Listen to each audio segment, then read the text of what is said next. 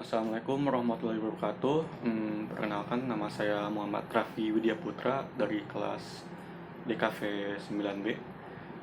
Di kesempatan kali ini saya akan mempresentasikan hasil analisis saya mengenai mm, mengenai pencampuran estetika dari gereja Ortodoks Nur Sultan yang ada di Kazakhstan. Nah, sebelum itu, sebelum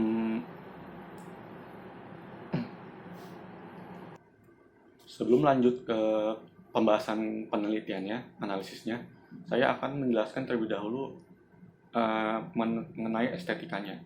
Nah, estetika itu merupakan bagian dari seni. Seni berhubungan dengan keindahan, maka estetika merupakan sebuah pengukuran keindahan akan sebuah seni. Nah, di sini Darsono mengatakan bahwa fakta estetika itu fata jiwa. Suatu karya seni bagaimanapun nyata, tampak, namun bukan pada pengamatan semula. Estetika juga disebut juga filsafat seni. Ya, yang kebanyakan yang kita tahu kan filsafat itu kan menurut bahasa ya filsafat bahasa apa, bahasa Inggris. Nah, sini estetika itu merupakan filsafatnya kayak visual gitu, filsafat visual.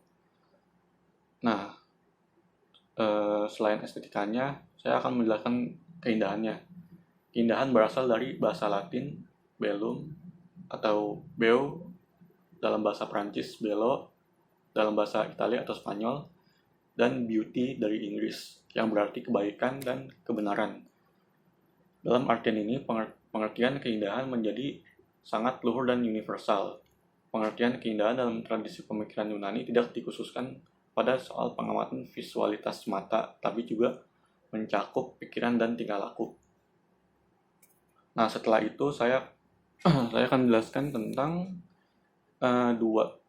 dua estetika yang mencampuri dari gereja Ortodoks ini.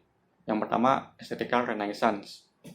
Nah, zaman Renaissance ini adalah sebuah gerakan budaya yang berkembang pada periode kira-kira dari abad ke-14 sampai abad ke-17. Dimulai di Italia pada abad pertengahan akhir dan kemudian menyebar ke seluruh Eropa. Nah, di Renaissance ini kan sebelum Renaissance kan ada abad pertengahan kan. Nah, di abad pertengahan itu kayak semuanya tuh unsur visualnya tuh membuang segala sesuatu yang berbau Yunani atau Romawi kuno. Nah, di Renaissance ini orang-orang kini mencari orientasi dan inspirasi baru sebagai alternatif dari kebudayaan Yunani dan Romawi. Nah, jadi dibalikin lagi. Habis itu ada estetika Timur Tengah. Nah, ini estetika yang berkembang di negara-negara Timur Tengah berbeda dengan perkembangan estetika di belahan negara lain. Hal ini karena masyarakat Timur Tengah sebelum Islam menyembah patung berhala yang berwujud makhluk hidup dan bentuk keindahan lainnya.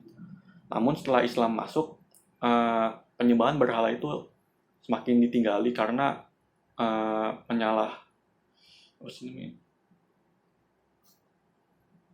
dianggap bertentangan dengan agama. Nah, itu.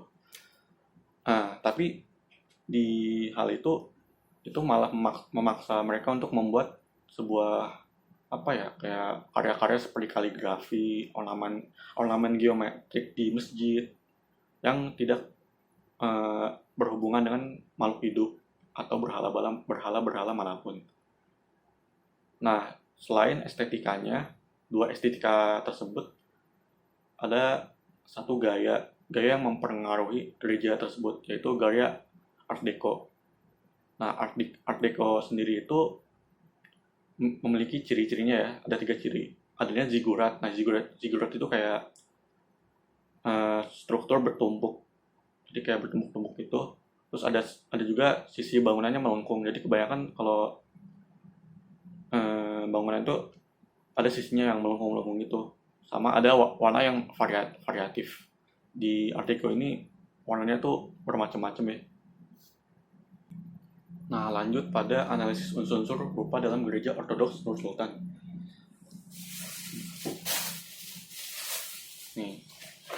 gambarnya. Ini kalau di PDF-nya itu bukan kayak gini ya, ini tampak belakangnya, kalau di PDF tampak samping.